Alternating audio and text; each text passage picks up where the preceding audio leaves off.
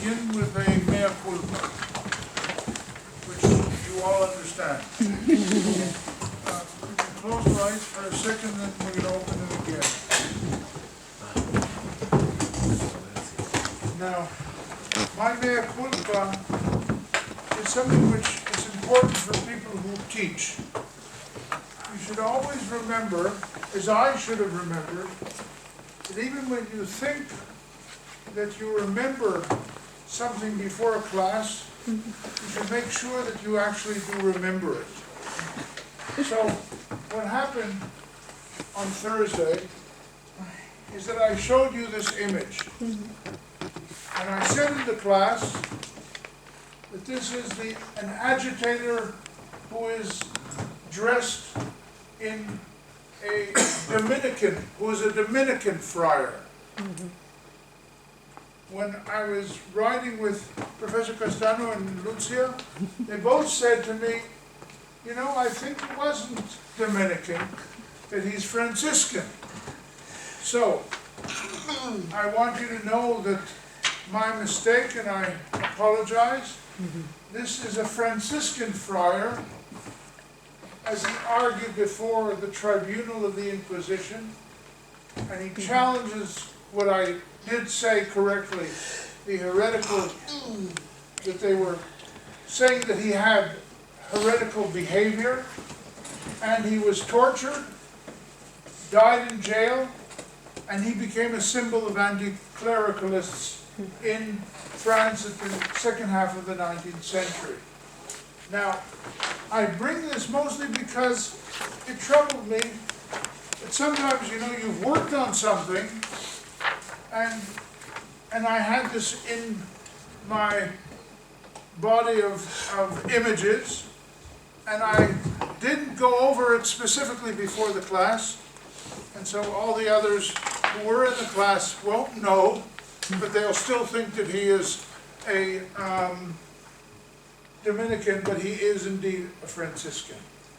Now, I'm going to go back to where I want to begin, and I want to start with some general remarks.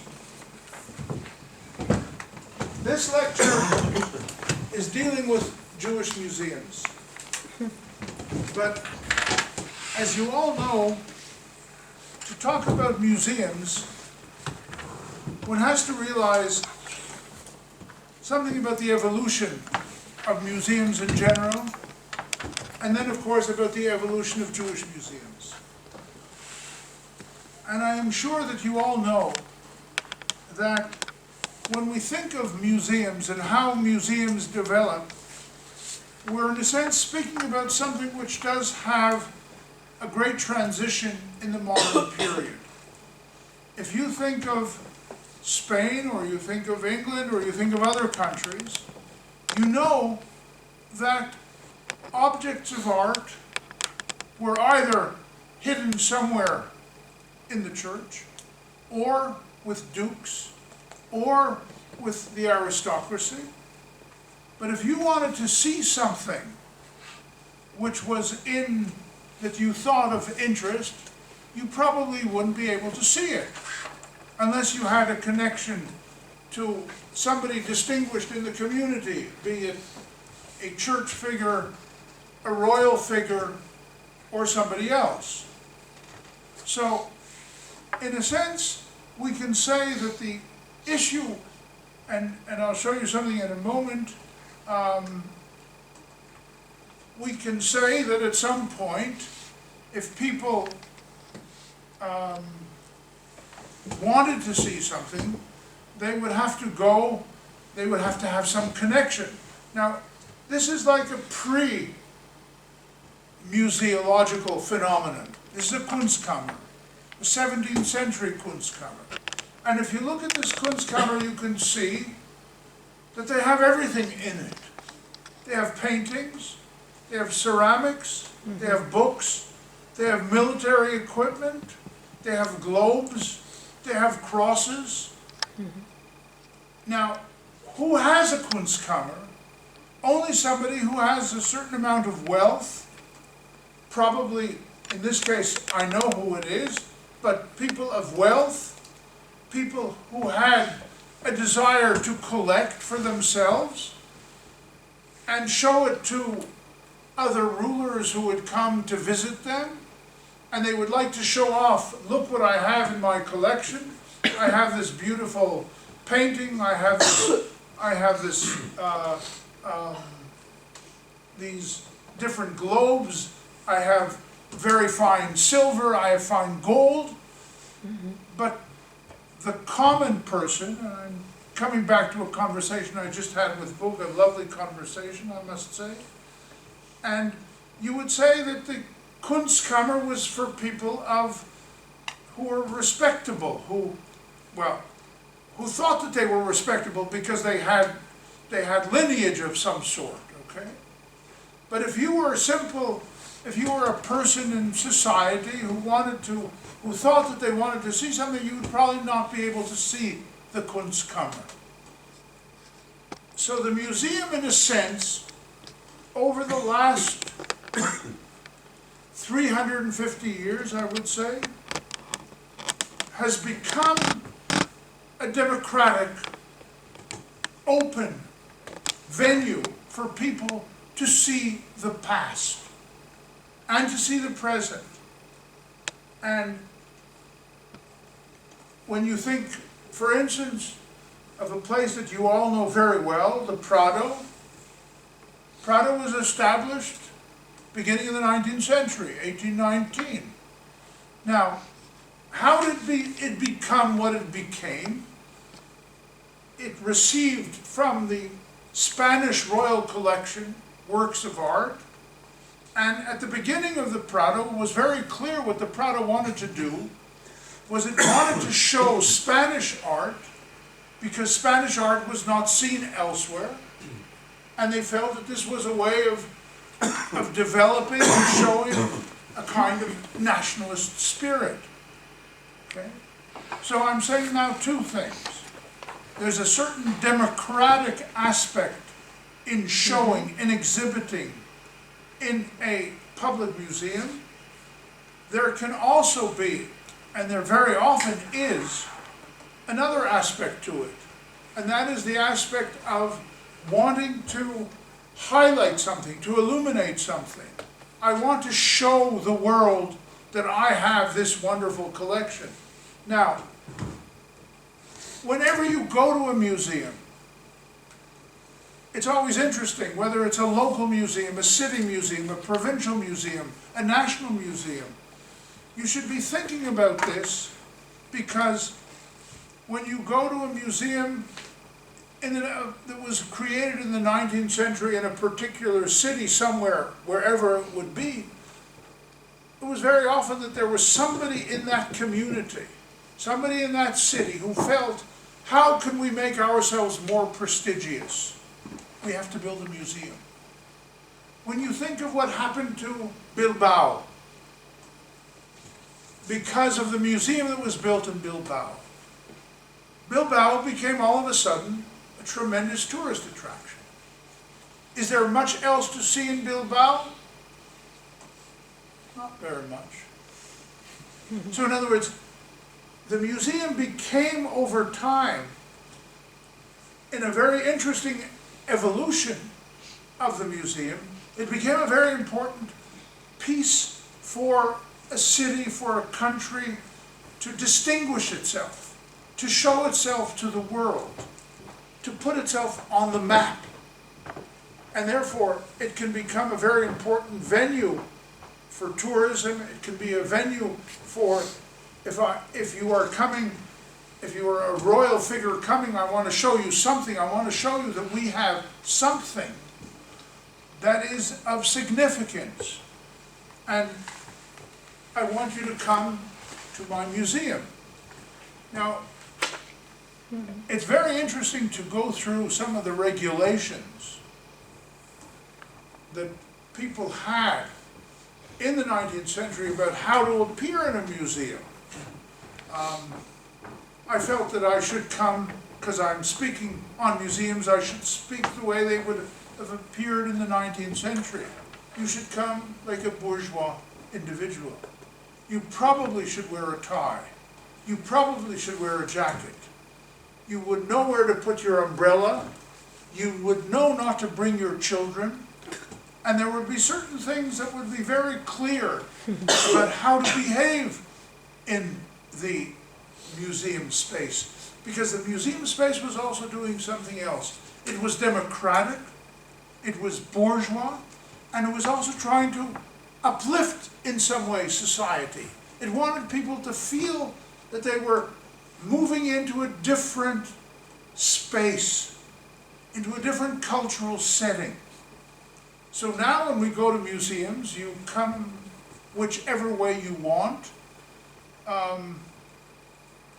They do tell you not to put on your cell phone, but there's always an attempt to try to create a sense in which you are moving into a different space. Now, something else which we should remember. So what I'm saying is that there's this movement from the church and from people of power who continue to have important collections, but some of those collections are going into the museums and they are becoming important collections. Now, I don't know what the word is in Spanish, but a museum is meant to be, the English have a word called the keeper. You want to keep the collections. And so if you want me to send you a painting from my collection, I want to be sure that you will preserve it well because I want to keep it. And then of course there was a notion of a curator, custodians, custos. Now, in the 19th century something else happened. As one was beginning to become aware of the great vistas of museums and the possibility of there were cultures all around the world who were exhibiting, we have the phenomenon of international exhibitions, where people from all countries would meet, would come together, would bring their art, and it's interesting to try to see, which I won't go into here, is what brought people, what they brought and how the decision was made where they would be placed. This is extremely important, where you would place something within the exhibition. So at the moment I just want you to take a look at this, the plan for I'm going to come back to this in a moment, the general view of one international exhibition in 1878. Now, today, of course, you all know that if you want to go to a universal exposition, where would you go? You'd go to the Biennale in Venice, okay? Which in a way is a continuation of this notion of bringing together. Now what they do in the Biennale is very modern art, which is brought together in Venice once every 2 years generally, and then you have this ability to see what is happening in different exhibitions and of course in different places, and then at some point curators who will be at the Biennale will say, you know what, this gentleman is doing very interesting work in Africa. This woman is doing very interesting work in Spain. This woman is doing very interesting work somewhere else, and I want to bring that person to my museum. So, museums, I would say, have become very important forces in society. They elicit a great deal of response. People want to be there, they want to see, and they want to be seen. Because the venue of the museum is a very important venue. So, what I would say is that we have a phenomenon which brings us into an entire area. No important city in the world will allow itself not to have a museum. And it will make tremendous effort to have it, because without it, it's losing something in terms of its sense of of place within the democratic world. Now, when I use the democratic world, I should say that even in the non-democratic world, there will be great museums, of course, but the fact that these museums are open to the public means that something can be happening within that context, and sometimes, of course, we know that these museums will be able to show things which are not necessarily according to what the rulers would want. Okay? So this, I'm sure, is all known to you, but I think that we have to keep this in mind. The motivations of a museum.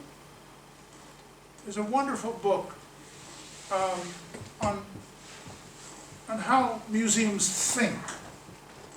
In other words, we have to remember, and those of you who've done exhibitions know this, that we want to be aware of the fact that the museum has a certain agenda sometimes. It wants to present something. And it will often need a certain kind of recognition in order to show what it wants to show. Now, when it comes to the issue of the Jewish museums, I want to begin at the beginning of the 19th century. I don't have I have it over here. There's one name that is important for me to mention to you. And the name is Leopold Zunz.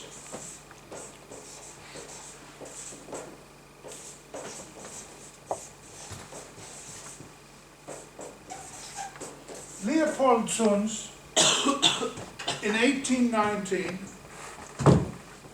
wrote an essay which continues to be a very important essay almost 200 years ago, about his notion of what is the science of Judaism.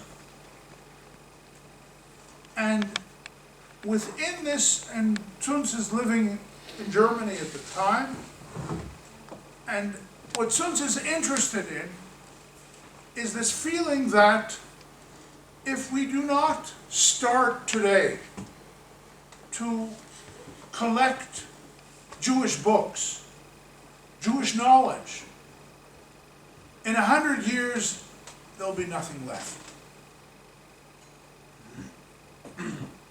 In other words, this feeling of Zunz in Germany at the beginning of the 19th century, the Jewish culture is gradually disappearing. People are no longer interested in Jewish books and Jewish learning, and if we don't do anything now, it'll be gone in 100 years. Now, in this very pessimistic and yet driving sense that Zunz has, he's also saying something else. And then he presents to us what he feels needs to be done to create a kind of encyclopedia of the Jewish past. As if saying, well, the Romans have their culture, they remember it, the Greeks have their culture, and so on and so forth. He is coming out of the German school of history, the Rankian school, and feels that there's something missing. Jews don't have a form of memory and knowledge and science of their past.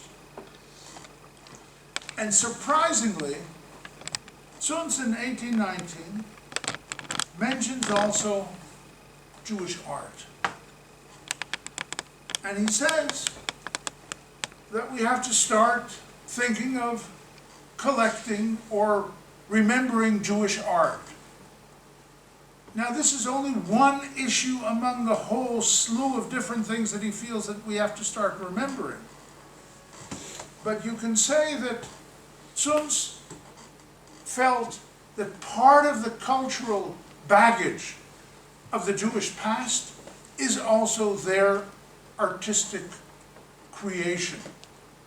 We have to be able to see what there is, what there was, and whether we can start studying it, archaeology. He doesn't give us enough examples of what he is thinking of, but it is clear that he realized that this is part of Jewish culture. Okay? So the science of Judaism begins in the 1820 to start thinking that we have to collect, we have to remember, we have to start studying the past, because in 100 years, nothing will be there. You won't be able to find books. Now, if I would for a moment take Mr. Zuntz from 1819, put him into Madrid in 2017, and say, go to a library, go to Jewish museums, something is happening. We have important libraries, we have important museums around many places, but it took a long time for this thing to develop. And the first time that in a public context,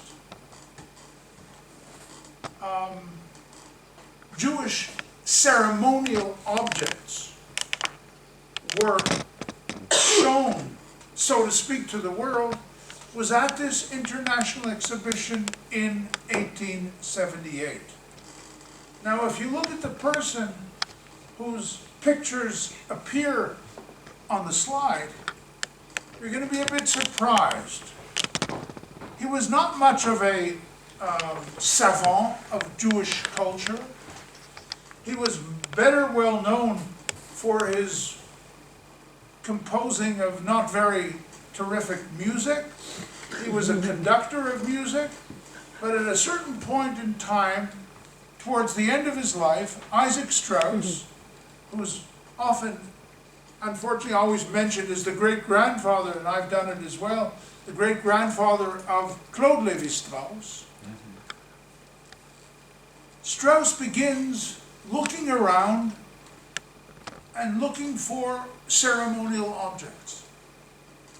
He is looking for different objects, and he wants to bring them together, which he does in 1878 at this exhibition.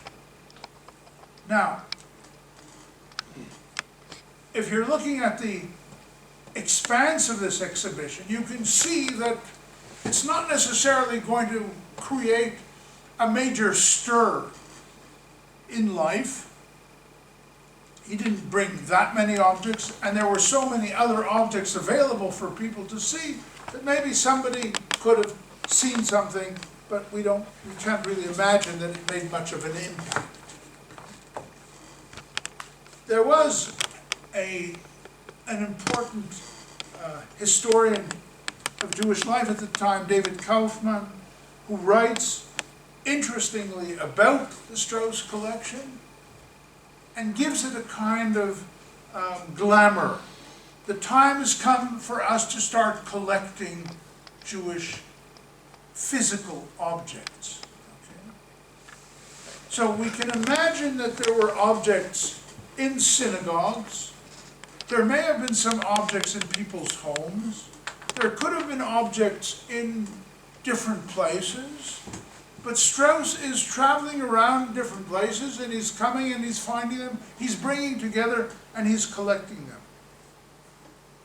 But of course there is no museum. Okay. Now, what he does is then followed by two other people. And this is a very interesting case where you have Lucien Wolff, Joseph Jacobs, Joseph Jacobs, the person in the middle, who is of Australian birth, who is really known more for his work in the literary world, and Lucien Wolff, who becomes a very important figure in English Jewish society, who in 1882 create an exhibition, an Anglo-Jewish historical exhibition. Now, you can see what's happening here. Wolff and Jacobs want to collect material And really their goal is not necessarily to collect Judaica as Judaica, but their goal is more that they want to have, for this material to lead to an interest in the Jewish historical past. And it's not inconsequential that Wolff will later become the head in the 1890s of the Anglo-Jewish Historical Association. Jacobs will later move to America and become the editor of a Jewish encyclopedia, the first Jewish encyclopedia to appear in 1906. Now, I want you to think about this for a minute. In other words, the objects are not necessarily the interest in themselves. The objects are meant to be part of something broader, to motivate people, to have an interest in the Jewish past, and then at some point, as I mentioned, Jacobs will go to America and he will be part of this Jewish encyclopedia, which I'll talk about in a moment. Now, one of the interesting things that happens is when they are doing the Anglo-Jewish exhibition, they are really concerned that Queen Victoria will actually come. This will be a great moment for them, if Queen Victoria will come. And those of you who are smiling will probably imagine she doesn't come. Okay. Now, within the community there's an interesting discussion. The chief rabbi feels this is not our way to try to show ourselves to the world. And yet this exhibition has over 3,000 objects, and they have a very interesting catalog which they produce. But they bring to the exhibition the most prestigious Jewish historian of the day, Heinrich Gretsch, to speak at the event. And when you read what Gretsch has to say about the exhibition, you can almost hear that Gretsch is saying to them, you know, this is not ours. All this material is insignificant. All these objects are totally insignificant. When you compare these objects to what the Greeks and what the Romans did, what other countries have done, you will think that these objects are insignificant. And then, of course, he comes out with this quotation, which I think I mentioned in the first class. Gretsch says, Judaism hears God. It doesn't have to see God. In other words, almost saying that Judaism has a higher rung. We don't need to physically create something because our relationship to God is a different one. So in a sense you could say that, did this exhibition actually help to create a Jewish museum in England? No. It will take another 50 years until something begins to appear in the 1930s.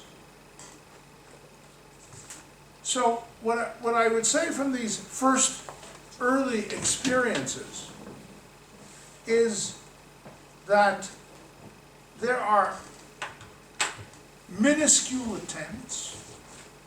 There are individuals in larger institutions, and I'm just showing you here something which kind of material that was shown at the Anglo-Jewish exhibition, memorabilia about an icon who I could have put into the lecture on icons, and that is Moses Montefiore, where you see here a painting by an artist of Jewish origin, Samuel Hart.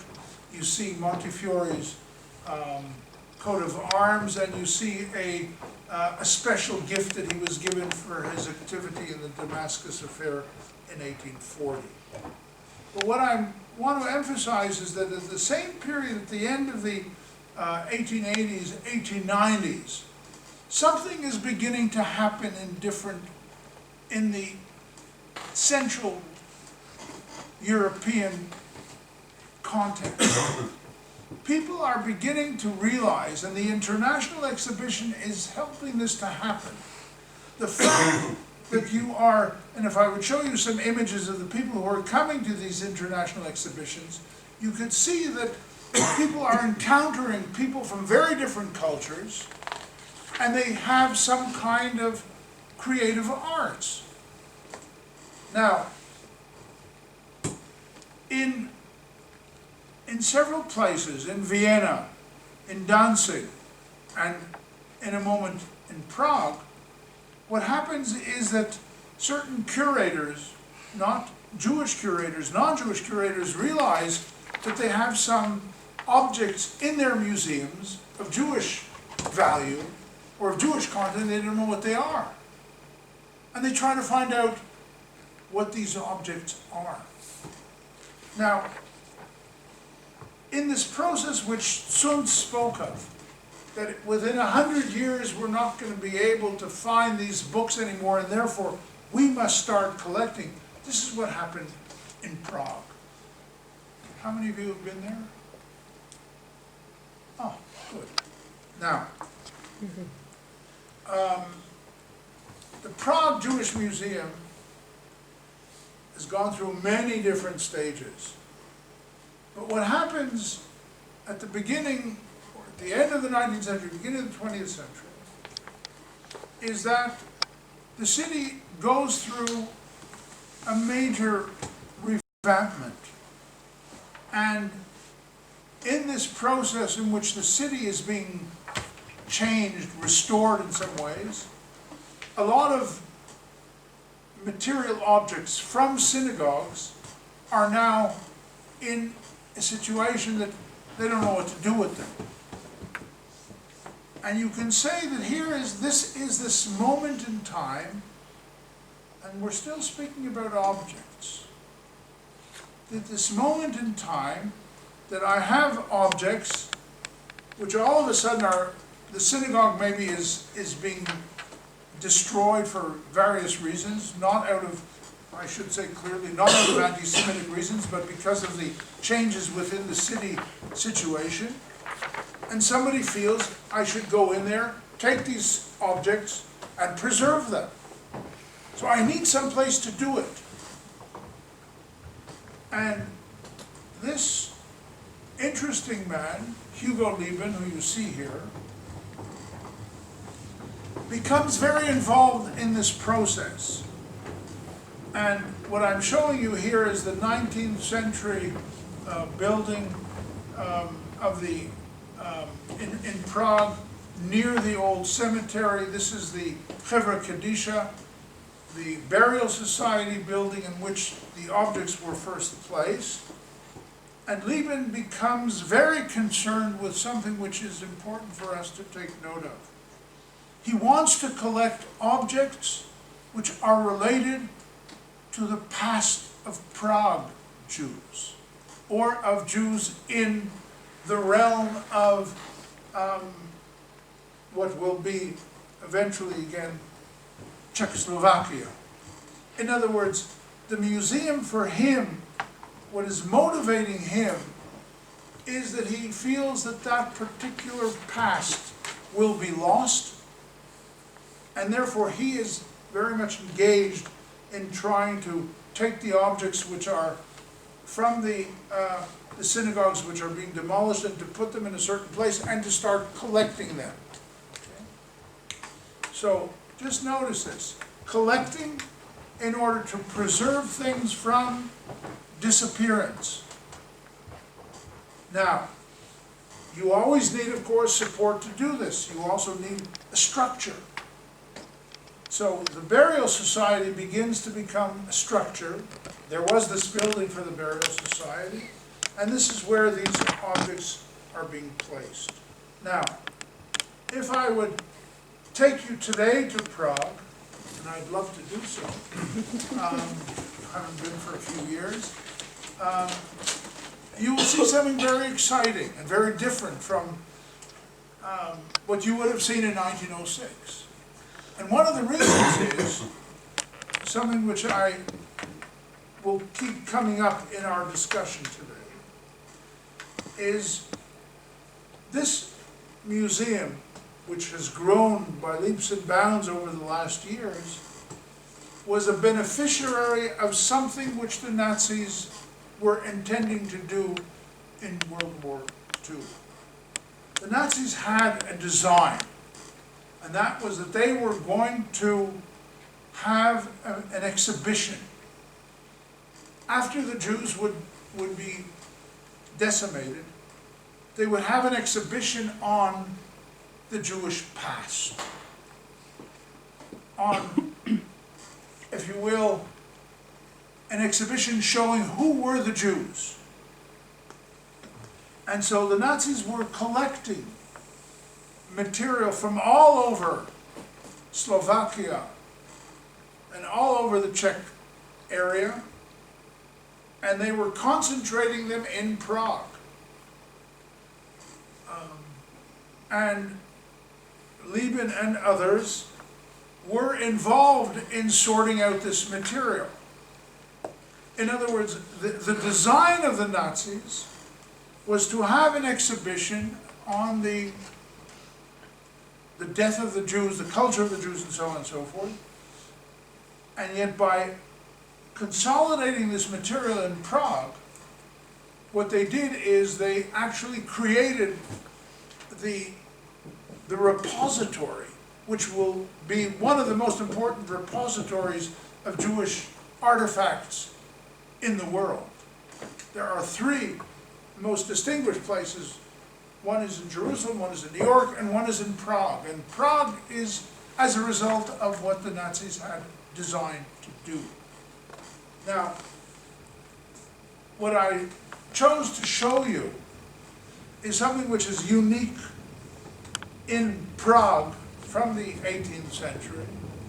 I'm showing you several images just to give you a sense. I don't want you only to hear what I'm saying, is I want you to look at some of these images.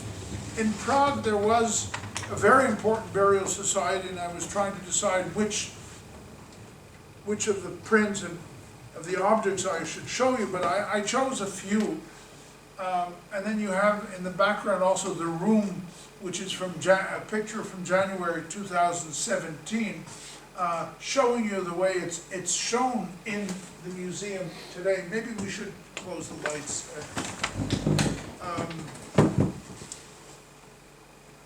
Thank you.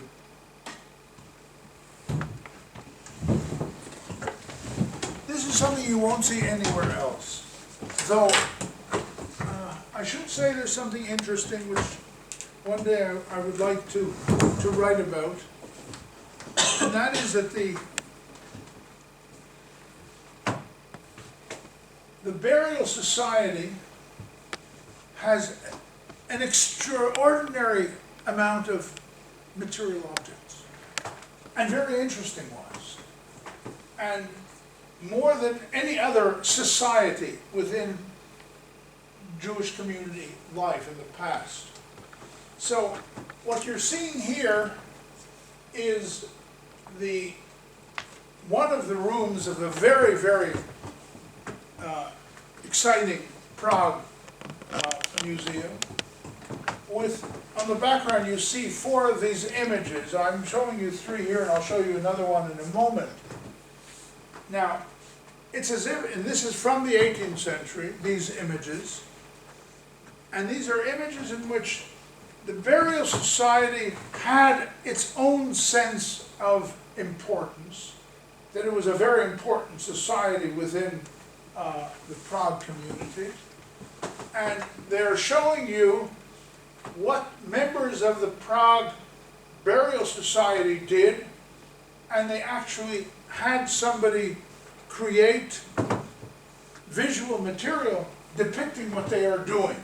So here you see them coming to the bedside of somebody who is very ill, and they are praying. Here you see him after he has died, and what the members of the burial society are doing. And here you see the women, finally, who are preparing the shrouds for the the burial. Now, for those of you who've been to Prague, you've seen, of course, the remarkable cemetery, which goes back over 500 years. And so the burial society in the 18th century, because of issues which were then arising in the attempts to move the place of the cemetery, it could be that at that point in time they decided that they wanted to have something which would visually show what they had been doing over the years. And this is another example from that series of them bringing the dead person to his burial. Now, I should point out something else, that this person is carrying a certain tankard. Now, we have many tankards, which are like tankards which you would see in guilds, and the tankards in Prague were very, very interesting because, of course, they were showing individuals and showing what they were doing. And so Prague became, when the museum was created in 1906, again, I want you to keep in mind, you're not thinking of a museum in the sense of what they are today. We're speaking of very small spaces, not very exciting in terms of the way things are being shown. We are in a very different point in time. At the beginning of the 20th century, this, of course, was one very special museum, and one of its most important objects was this series of images, which, of course, attracted a great deal of attention. Now, it's interesting, you know, for historians to look at these things. One has to keep in mind, again, we are moving gradually to where we're going to be in 2009 and 2017. At the same time that Lieben begins to create the Prague Jewish Museum, which, as I mentioned before, has a very strong direction to collect material related to Prague, in Palestine, in Jerusalem, you have the creation of the Bezalel Art School and Museum.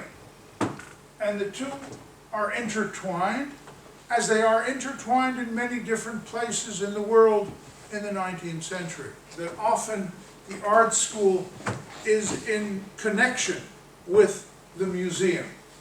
And I say this because, in a sense, we're speaking about two different angles of the attempt to motivate something new. And in 1906, when Bezalel Schatz comes to Palestine, the issue of creating art within Palestine should be part of the new Zionist vision. And so, in this notion of creating a new form of Jewish life, you have the need to create symbols, and this is a very typical Bezalel symbol, and you can see it in different places on the rugs and on the ceramics in the background. And this is, so to speak, a very, if I would put this next to the Kunstkammer, you could see that there's almost something very similar.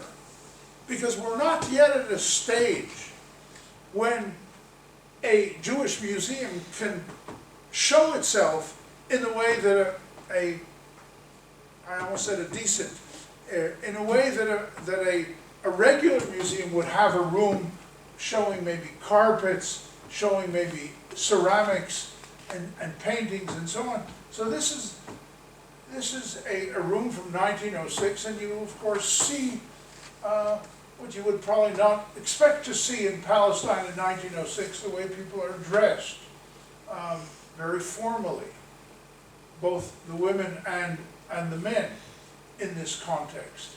And so in 1906, in Palestine, we have the emergence of the first signs of a synagogue. And now I'm showing you some of these images which you've seen before. Schatz is this figure who wants to push forward the notion of the museum.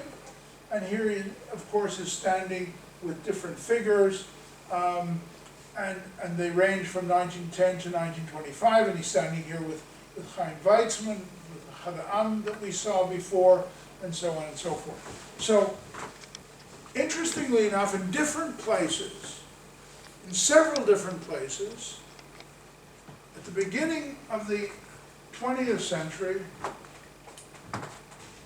very basic notions of Jewish museology, of Jewish museology are beginning to emerge.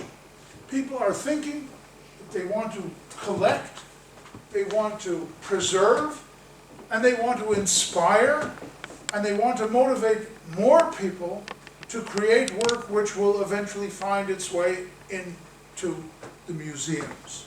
Okay? Now,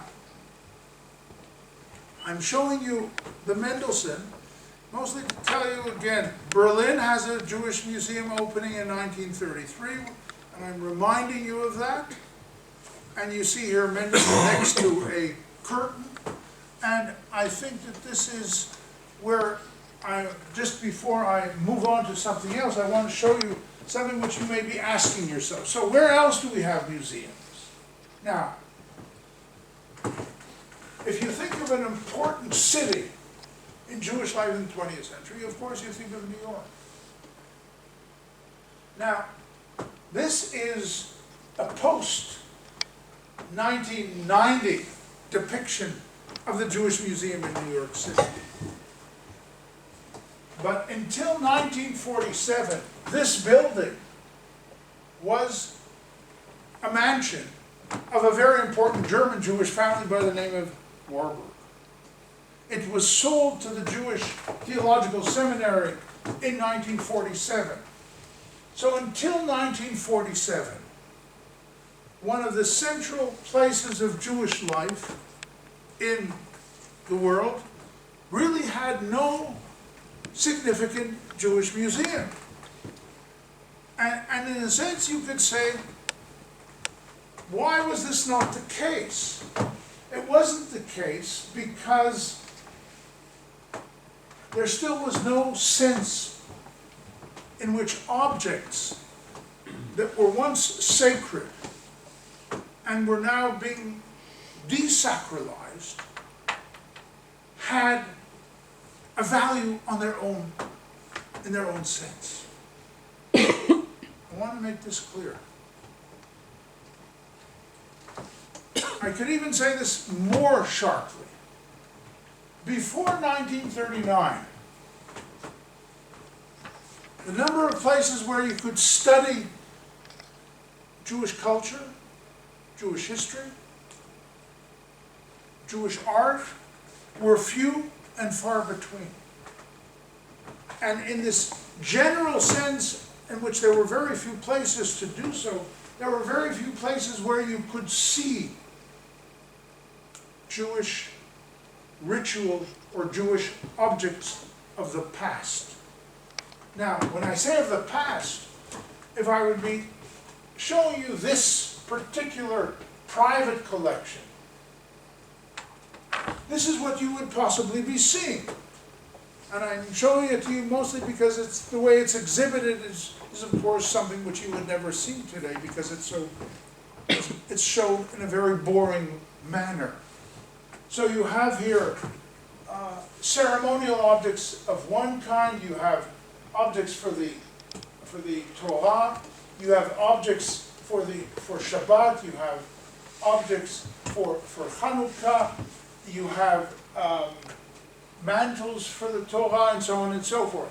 In other words, when I'm saying that the objects have been desacralized, they've moved from one place to another. They've left the synagogue, and now I have to put them somewhere. So far they're in private places. This individual has begun to collect tassim, he's collected spice boxes, as I say, you can see these different objects here,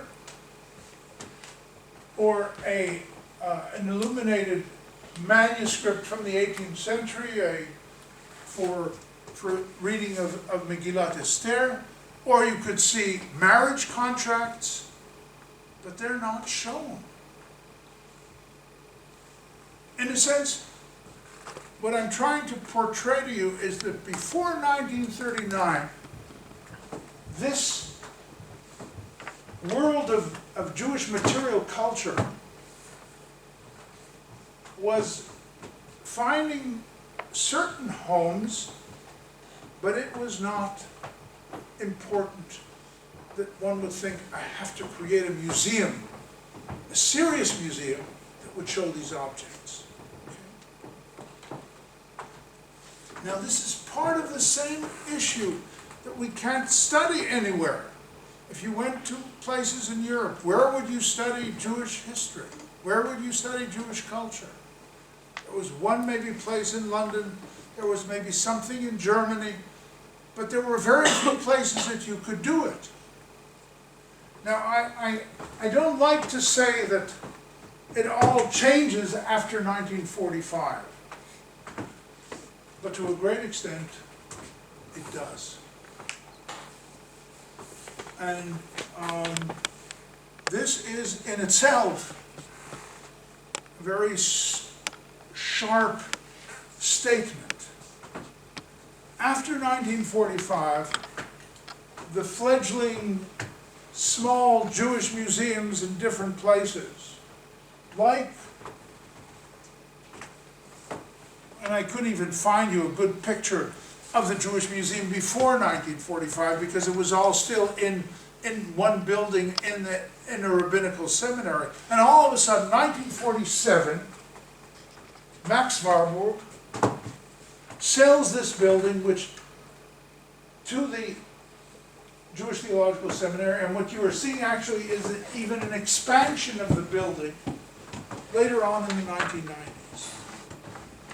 Now, where this building is also interesting, because if we're speaking of this contrast between pre-1939, post-1945, the Jewish Museum is on the mile of museums in New York City, where you have the Cooper Hewitt, where you have the Metropolitan, where you have the Guggenheim, and you have the Jewish Museum.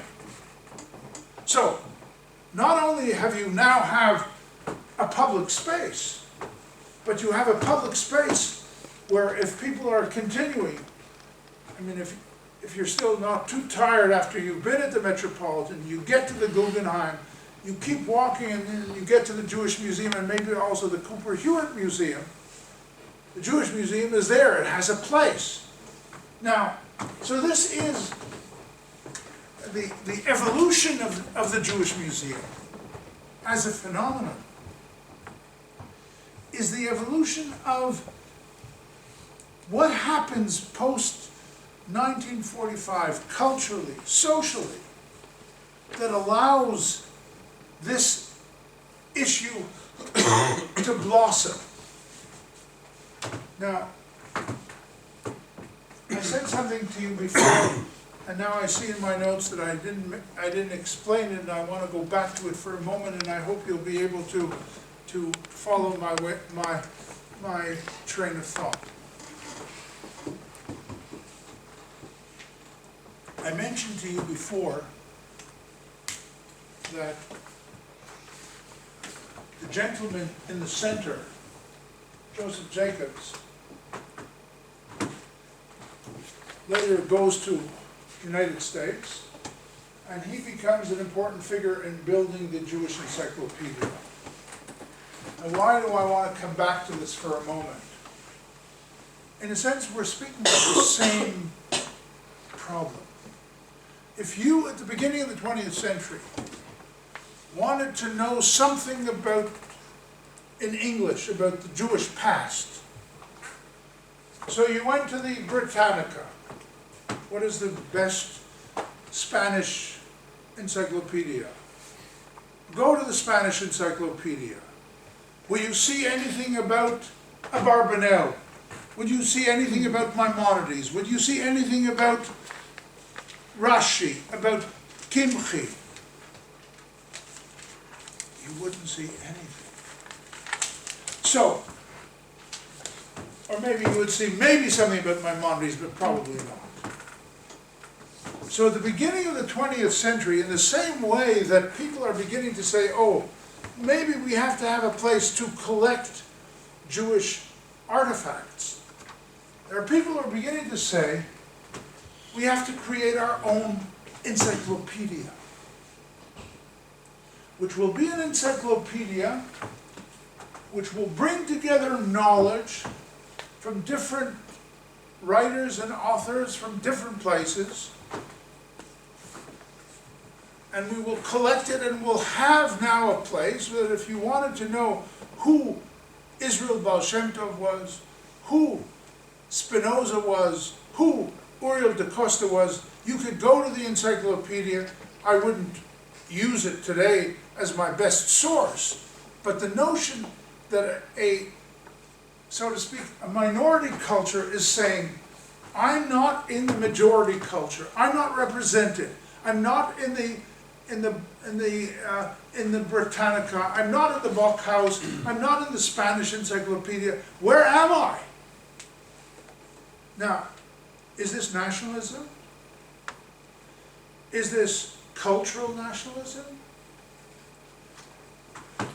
So you can say, you know, I haven't seen it unfortunately, but it's only recent that there's now an Afro-American exhibition, museum in the center of Washington. Think about that for a minute. It's coming to me now as an important example of a minority group which is coming and saying, I want to show my experience as a slave, as my emergence within America, and so on and so forth. So, at the beginning of the 20th century, when you're having a Jewish encyclopedia, you want to say, I want to have this body of knowledge about the past. And so it begins in 1906. There's 10 volumes, I think, of the first one. And then there's one that begins to be created in German in the 1920s. And there will be other examples which follow. So this notion that we're saying that if somebody else is not going to do it, then you have to do it. And that, of course, is coming from within a notion of the changing nature of sense of self. Now, coming back to where we were before. So, if you go to, and if I began by saying that in the 19th century, cities around the world, especially in Europe and America, who felt that they wanted to assert themselves, created a museum. Today, if you would travel around Europe and in America and in other places in the world, you will find a Jewish museum. That's a bit mind-boggling. There are dozens and dozens and dozens and dozens of Jewish museums in Germany, in Austria, in Poland. We'll come to the one in Poland. England. Not in Spain, but there will be one in Spain, I'm sure, too. In Russia. In other words, something has happened over the last 2 generations in Jewish culture and in non-Jewish culture, which is basically saying that there should be, or we want to have, or we feel that there's a desire to have a Jewish museum. Now, these museums are very different one from each other. They don't all want to show. I'm sorry, I missed the one that I wanted to show you. They didn't necessarily want to show objects, and some of them don't even have objects. Okay? So this is another issue which we're going to speak about. The fact that you're going to have Jewish museums without objects. And so then what happens? What do I do? And we'll see that especially when we come to the Polish Museum, which some of you may have seen. Anybody in Warsaw? Okay, so you have a whole itinerary ahead of you. Where are you going to go? In Warsaw now you have a very large Jewish museum without objects. So if you don't have objects, you begin to say, so what am I going to do there? And then we speak about something which really develops in the post-Holocaust period. That maybe these objects don't interest me. So I create a narrative, a history, a story. A story which will engage you. It can be in Paris, it can be in Vienna, it can be in Berlin, and of course, as we will see, in Poland. So, prior to 1939, if I wanted to do this, I could come to one of these homes and maybe one of these museums and see these objects. It wouldn't be necessarily very engaging. And I should say one other thing. At the same time that Berlin opens its doors in 1933 and continues to exist for several years, what do they try to do? And this is again something about speaking about what the museum wants to do. The museum will have some exhibitions which will focus on some individuals from the past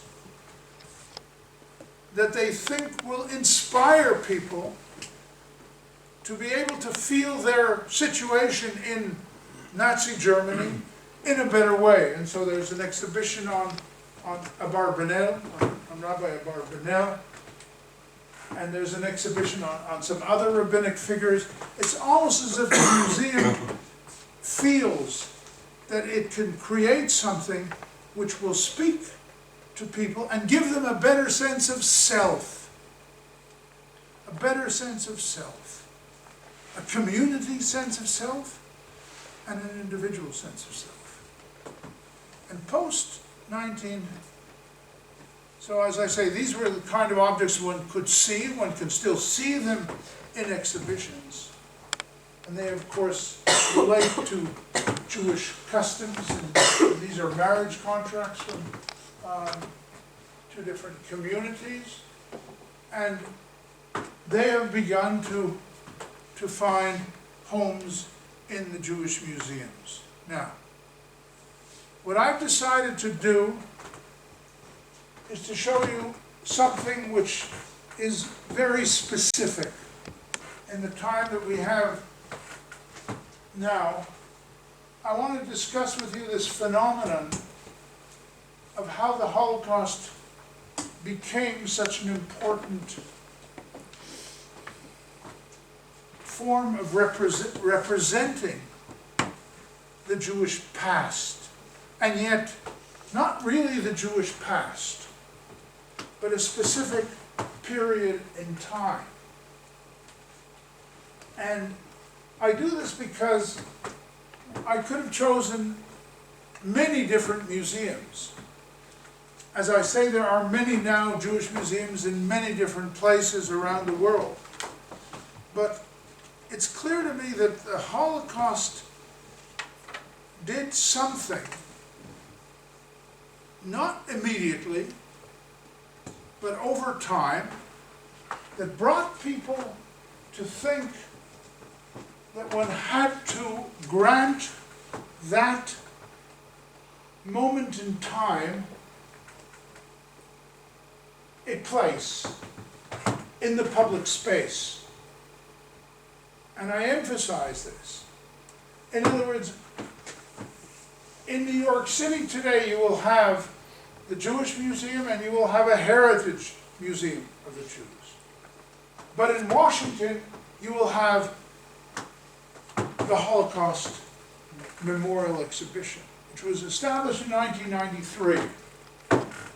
And in a way, this museum has sparked a tremendous development in other places.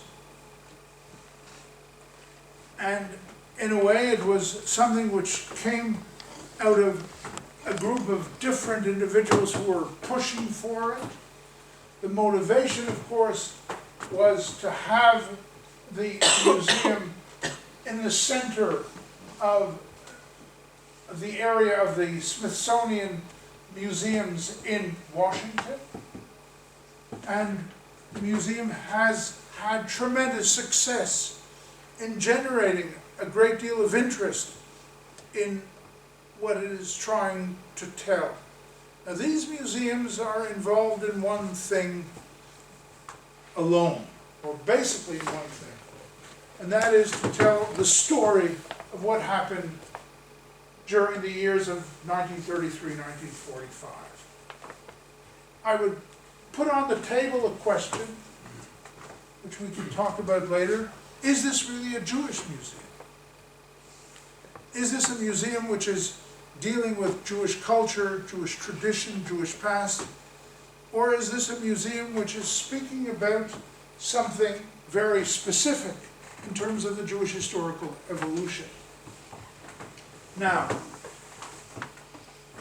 this museum went through, like all museums do, and in the conversation I had with Vuk before, I was saying, one of the things that I find most interesting when one thinks about different objects which are created is to try to find out what is the relationship, and you've worked on manuscripts, of can you find out what the person who commissioned it really wanted?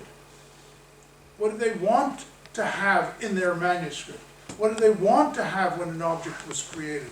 And those are, often we can't find those kind of documents. When a building is built, when a synagogue is being built, what is the interrelationship that's going on? So here you can imagine what goes on into building a major edifice supported by the United States government. It is an American, it's not only supported by the American government, but you are an American official when you work in the Holocaust Memorial Museum. Now, so you can think of what are the forces that are at hand here.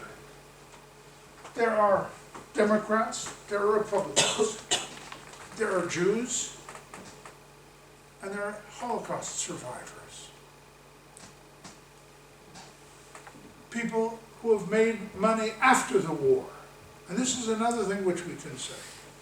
And this is very important.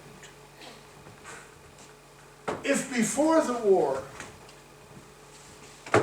Jews who were wealthy did not think that their money should go to create a Jewish museum, if I had money, where would it go?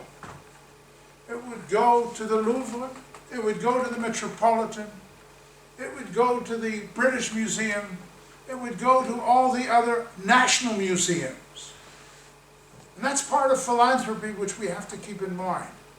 When I want to be a patron, and I come from a minority group, I want to patronize the national body. It takes a different step in time to be able to say, I'm willing to put money in something which relates to my own culture. Okay? So you can see that this thing did not just emerge in 1993. It took time until it was put together and created. But it changed, of course, the nature of museology. And again, is this a Jewish museum or not? I mean, and I'm showing you 4 different moments within walking through the museum. And you can see that what is happening here is that there's an attempt on the one part to deal with the individual stories. There's, of course, a sense in which you're trying to give people a sense of what it meant to be in the Holocaust. You're showing objects from the concentration camps. And it's not surprising that at some point the issue of is this true to reality? Is this trying to turn the museum, to try to turn the Holocaust Museum into something else?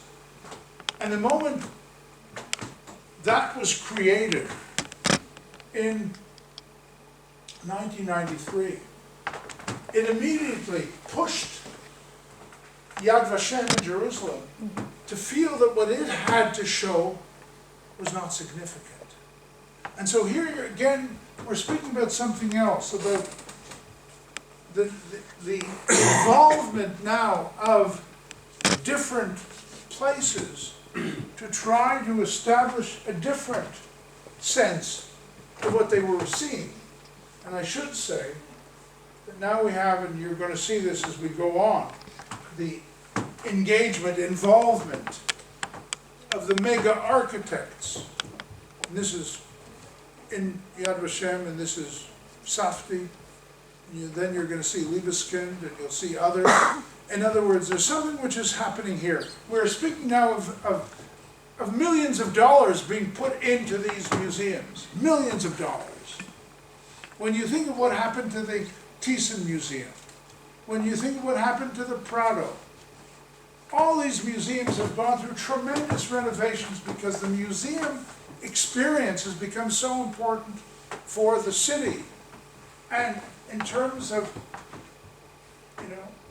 and I speak about this from the perspective of a Jerusalemite, the Yad Vashem could not remain, so to speak, with its very old, lack of media in its exhibition. It needed something after the Holocaust Museum was created in Washington in 1993. It had to do something which would push the museum forward. It had to become more museological. So what we're speaking about in this context is that space has changed dramatically. And you're trying to use space. I want you to think about this in this way, that in the same way that if you would have gone through museums 20 years ago, you would be seeing things very differently from the way you're seeing them today. Every museum is changing in that sense. Most museums feel after 10, 15 years that they have to renovate themselves. And so here we're now looking at a museum, the Yad Vashem. This is the entrance. And then when you come downstairs, you are going through this, and here space is now speaking to you. Mm-hmm. Space is trying to give you a sense that you are enclosed in something, that you can't move from one side to the other. You have to go through the narrative. And I'm coming back to the word which is so important in terms of the modern Jewish museum and in some of these Holocaust museums. I want you to know the narrative in the way I conceive of the narrative. And the narrative is also related to the way I want you to be. I am channeling you through. Okay? I'm directing you. Now, this is very important in the way the architect will be working with people in the museum to create the sense that the museum wants to leave with you when you exit. And so you can see sunlight coming in. You can see the way it's constricted. We'll see later what Liebeskind does. And you can see this experience then. We have light, and we have the people walking through. And on both sides there is a history which I'm not going to go into. But you can sense what's happening. That I'm getting a story I'm getting visuals, I'm getting material objects, and I'm getting pictures, and I have to go this route that they are directing me through. And eventually, I come to another part, which is very important. A room which here inspired to a certain extent by the Holocaust Museum in 1993 in Washington, images of people, and then around there, it's like files of, it contains files of people who have left a file on a deceased member of their family in the Holocaust. So we're constantly trying to bring in different ways in which we want people to experience the past. We want them to know about that there were many individuals of many different kinds.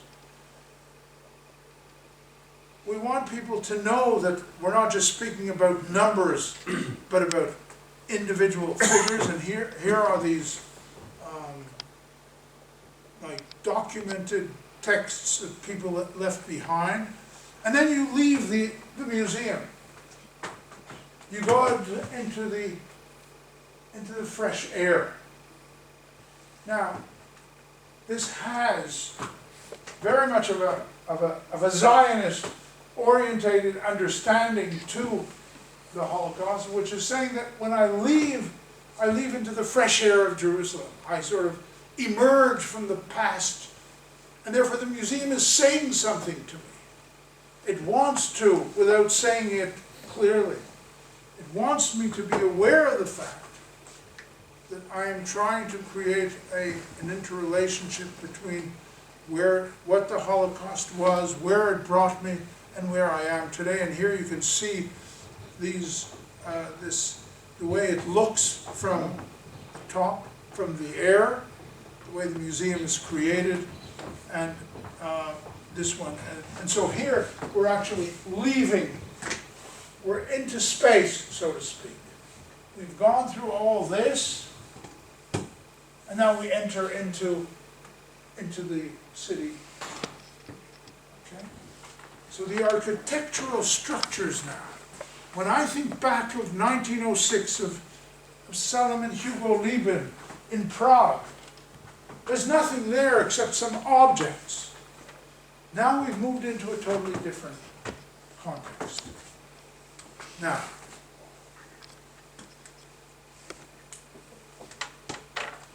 this is a text by Libeskind. The name means something to all of you, I imagine. The architect who did the Berlin Jewish Museum and many other museums and extensions to other museums. And he did also a museum in Osnabrück in Germany, dedicated to the artwork of the Jewish artist Neumann, who was killed in the war, Nussbaum, I'm sorry. And this is what he says about Felix Nussbaum. It is only by a fortuitous accident and the determined will of the town of Osnabrück. Okay? Now it's interesting.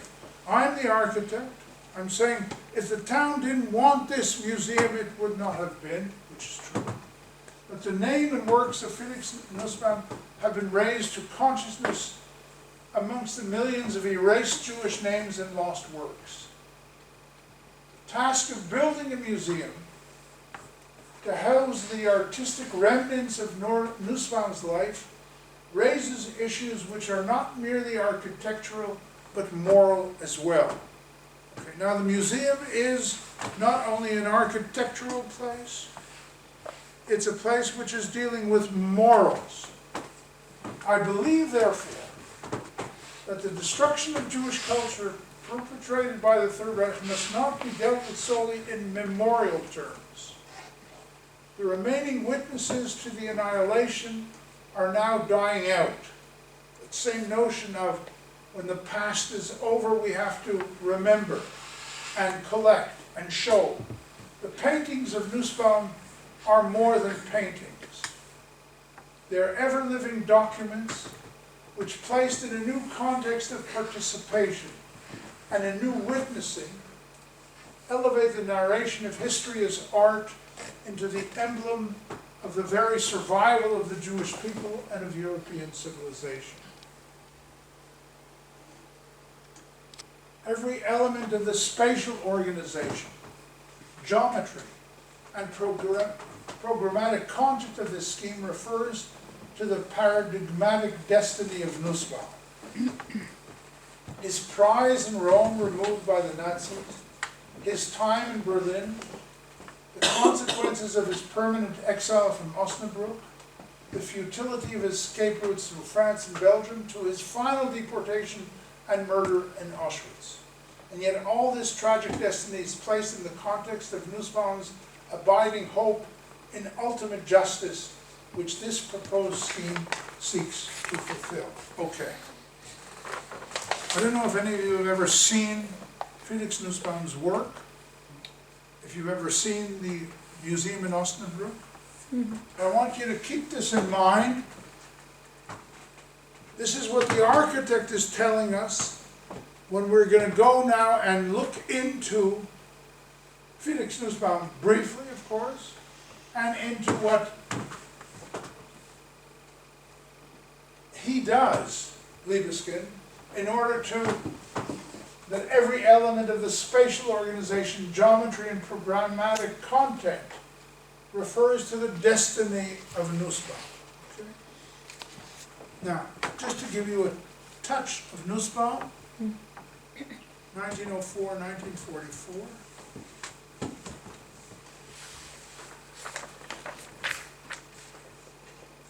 This is probably one of his most famous works. Okay.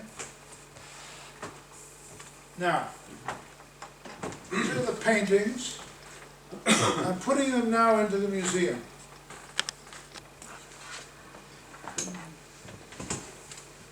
This is the entrance to the museum. And of course, you already see something which you're going to later see when he does the Berlin Museum several years later. It's built, this is another part of it.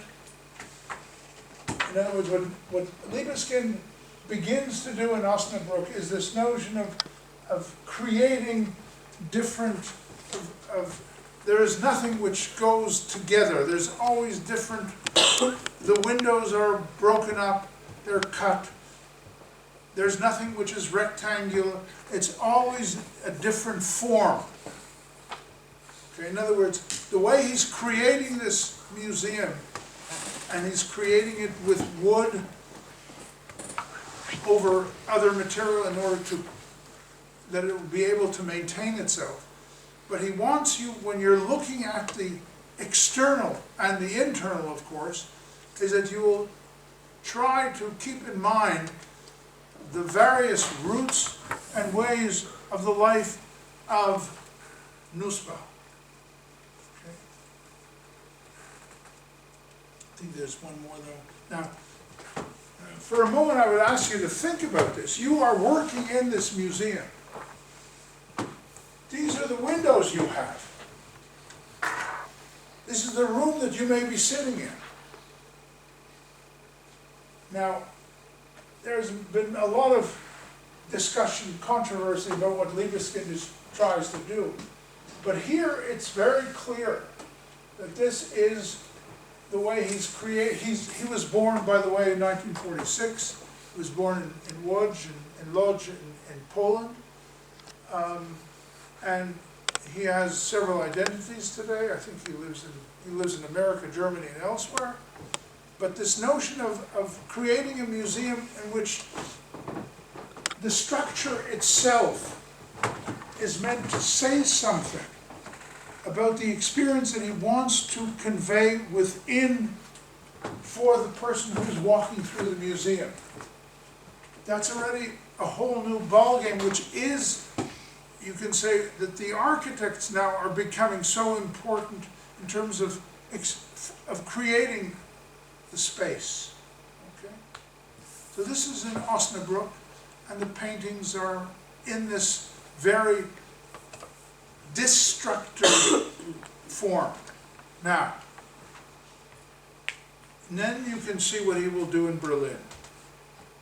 Berlin Jewish Museum, created eventually about 10 years ago, also went through a long process of negotiation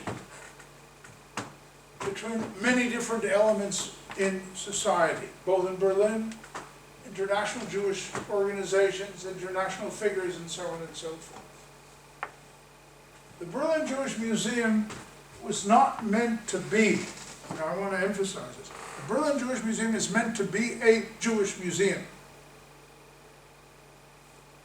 It is meant to be a museum which tells the story of the Jews in Berlin. Now think about this for a moment. I'm building a Jewish museum in 1993 in Berlin. In 2000 and I think it's 2003 or so, 2004 when it opens. So check me on the date. I'm not getting it exactly right. But think of this for a moment. I'm building a museum, and now anybody coming to a Berlin Jewish Museum in today or 10 years ago is thinking that I'm coming to a Holocaust museum. So the great struggle that the Berlin Jewish Museum has is to be a museum, and how do I do this? How do I create a situation that the museum doesn't have the shadow of the destruction all the time over what I'm seeing? Okay. This is, what is the year, Javier? 2001. 2001. Yeah. Now, I'll come back to this in a moment. Say it right away. The museum remained open for a year without anything being shown. You just saw the Liebeskind exhibition, the Liebeskind creation. But I want you to think about this tremendous problem that a curator doing an exhibition thinks. I know when you're coming to this museum, you expect Holocaust. But I'm not giving you the Holocaust. I'm giving you a history. 1,000 years of German Jewish history. 1,000 years of Berlin Jewish history. But even when I'm saying that, I'm saying, how do I create this museum, the inside of the museum, and not, while you're always thinking that I know what the end was. Which is of course very different when you go to an art collection, an art museum. Here we're dealing with a narrative. And the narrative is also struggling with the fact that the architect created a building which is hinting all the time at some kind of destruction or some kind of, that you can't have it all together. I mean, we have a window here, a window there, a window that's, you know, it's, the cracks are there. Now, as the cracks are there, you can see this is what he does in the Berlin Museum. You can see these are windows, of course. I don't know if you'd like to be in one of these rooms, but this is what the situation is. So, Liebeskind wins the tender. He creates this museum, and as I say, the museum remains open for quite a while. I want to show you something. Now, if I'm saying to you that we have a narrative, which I won't show you, that there's a narrative which discusses the evolution of the Jews in Berlin from the 10th century until the Holocaust and after the Holocaust.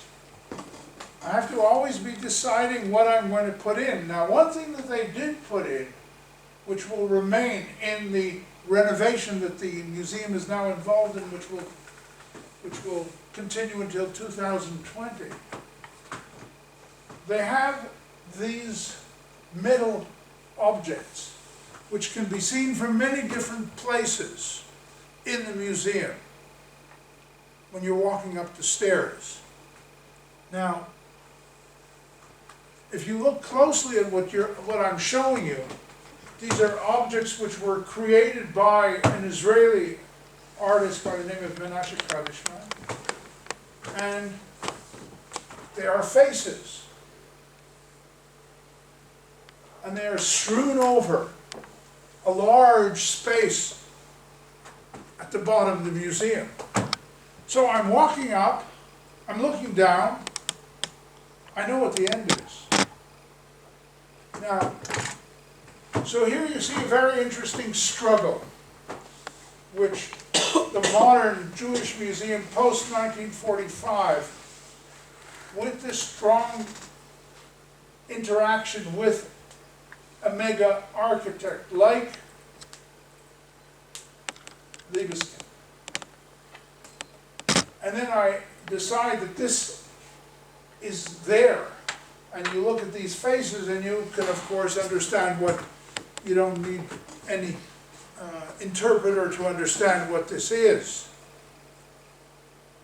So you think, how do I present the narrative? Now, I want to say something about this because I think that it's the same issue that a person studying the historical past of the Jews, be it in Germany, be it in Spain, be it anywhere, and how do I find a way of not always putting the difficult, the complicated moment in time, like the Holocaust, like the expulsion, as being the overriding way in which I look at the past. In other words, can I study German Jewish history? Can I do a German Jewish museum? And know, that, of course, that there was the Holocaust, but also create something which will create a narrative which doesn't take it all the time into consideration. In the same way that you write history, and you know that there was an expulsion in 1492, but you don't want to write history saying, oh, of course I know what happened in 1492, or 1496, or 1497. Okay? In other words, this is the same problem that a museum has, especially when we're not necessarily only concerned with showing you ceremonial objects. We're trying to show you a narrative. So, this is the way it looks from the sky. This is the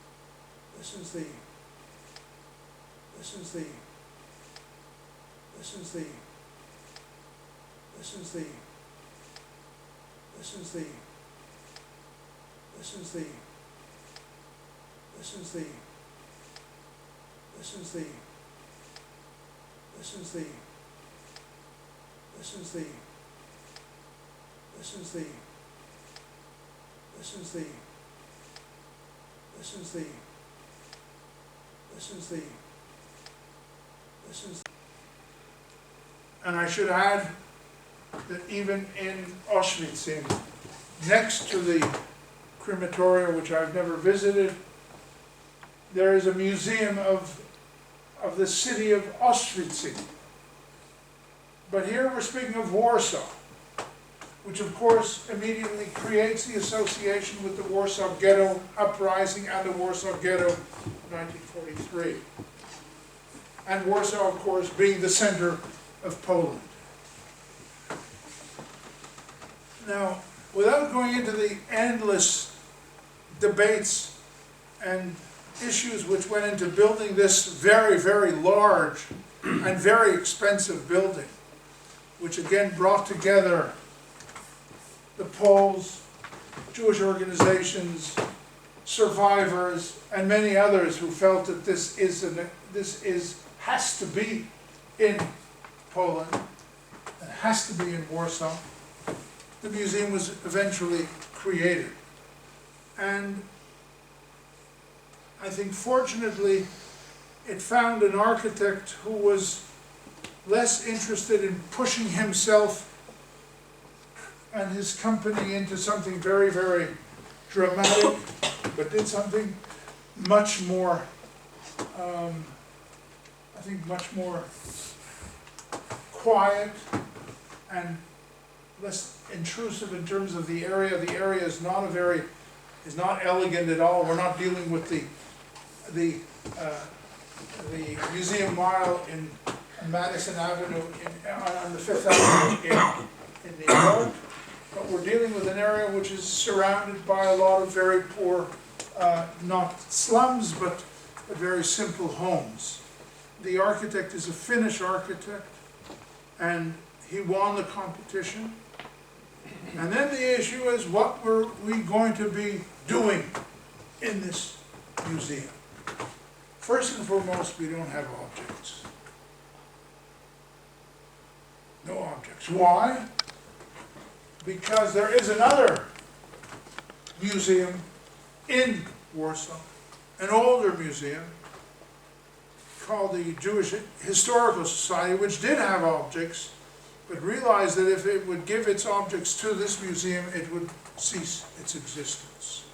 So politics is always involved. Okay? So we don't have objects, so we have to tell a story. And we have to tell a story of the evolution of Polish Jewry.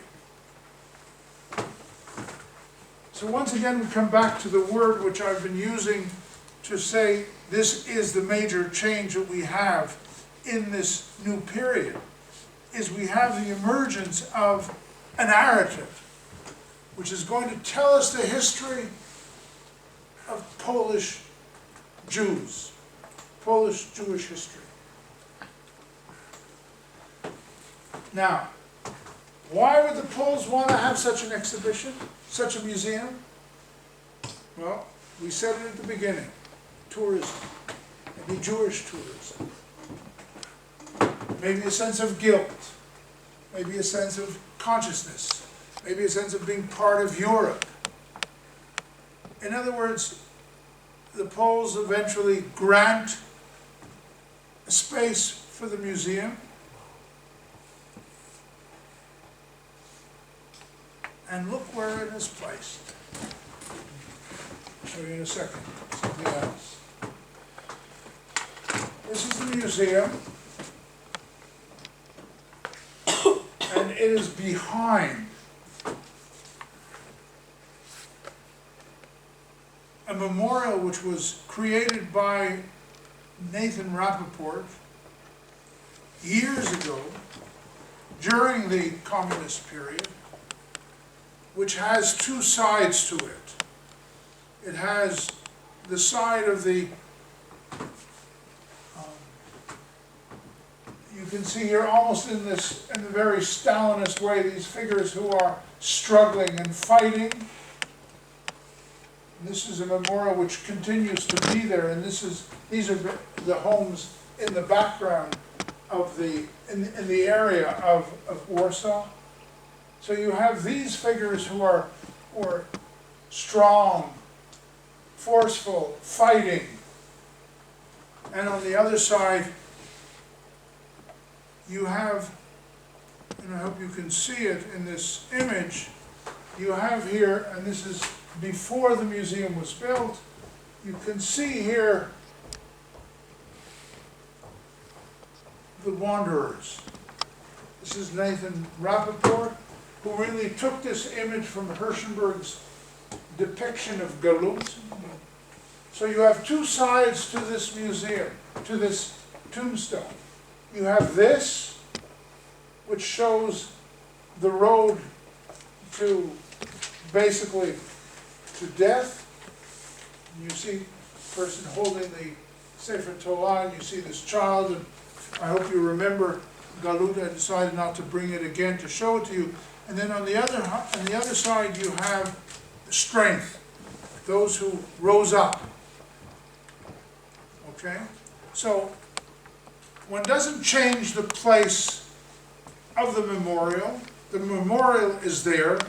The memorial is both of the Warsaw Ghetto Uprising and of the destruction. And then you're creating a museum in the background. And I would say that what the museum wants to do is to show you a very broad interpretation of the past, which allows you to see both the glorious moments, and one period is even called the period of paradise of Jews in Poland in the 15th, 16th, 17th century, when the world of yeshivot were built and so on. And it shows you here, and because it's a narrative, and because it doesn't have objects, it's constantly trying to give you various ways of showing you what the world of Jewish life was in Poland, and the different languages that have to be here. So we will have things in Polish and Yiddish and in Hebrew. And you can imagine where you are now. Can you? You can see these images of, which are covers of books, and then there's a quotation at the top, which is illuminated, that there is no place where you had such great study of Torah as in Poland, which indeed was one of the things which Menashe ben Yisrael, the rabbi who we saw several days ago in one of the lectures, the rabbi from Amsterdam, who came to England and turned to Oliver Cromwell, if I remind you, also said at some point that Poland was, and I'm sorry, in 1655 he's saying Poland is the great center, even though it had the riots of 1648, 1649. And here you that there was no house in all of Poland where people did not study the religious texts. So what they've done is they've tried to recreate for you a place among many. I mean, it takes hours, I can promise you. If you go, you need to spend at least a long time to actually get through the entire narrative. So you see here that there's a kind of they're creating a kind of scholion, a place where people are studying together, and these are images of books which were published. So we want to present that, and probably the most dramatic thing which the museum did. It tried to, and did this with tremendous expense, I think, but also very brilliantly. We wanted to show you the beauty of one synagogue from the 18th century. Now, Poland had thousands of synagogues, very few, of course, are left. And in the 18th century, it had a plethora of very, very remarkable painted synagogues, colorful, with various images, various texts, and when you walk into the museum, very soon after you come through the beginning of the museum, you see this structure, which is an attempt, a remarkably successful attempt, to recreate visually, and actually they sort of built a structure where you actually can see the designs that were created, one-to-one almost, of this 18th century synagogue. Now, again, you have animal imagery, you have various texts, some of which are mystical texts, and the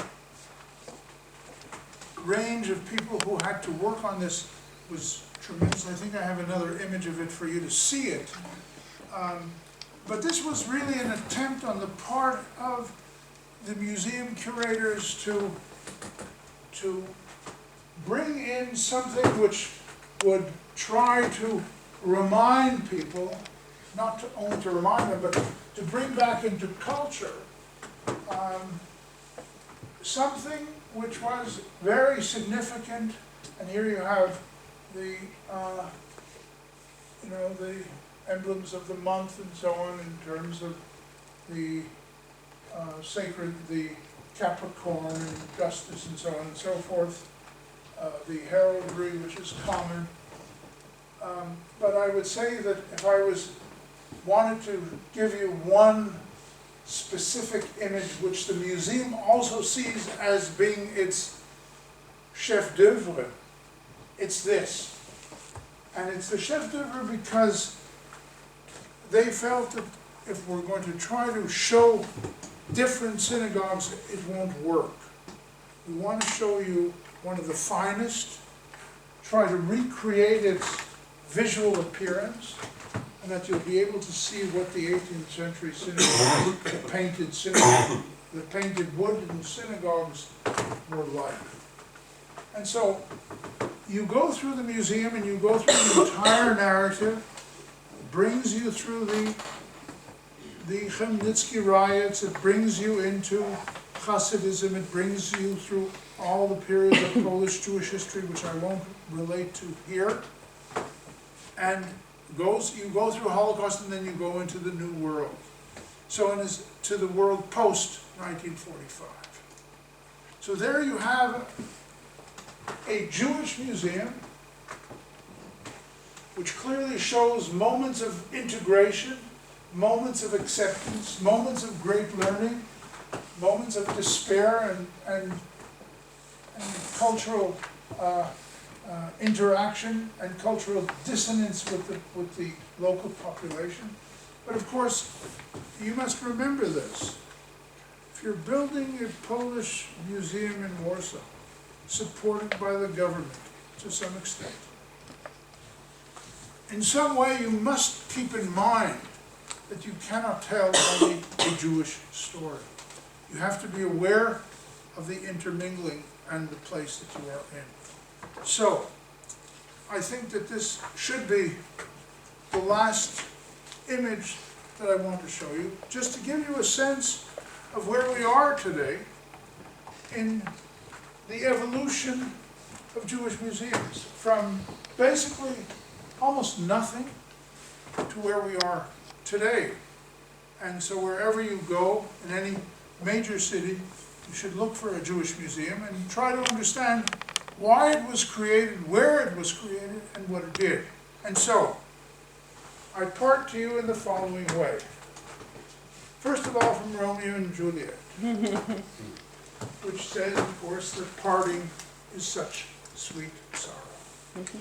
And so my thanks to all of you for being an attentive and engaged group of people, and I wish you well wherever you go, and my thanks especially to Professor Castaño for enabling me to be here, to give you these lectures, and for being a wonderful host in so many ways. And I hope that we will meet on other occasions in Madrid, in health, peace, and in the quest of knowledge. Thank you.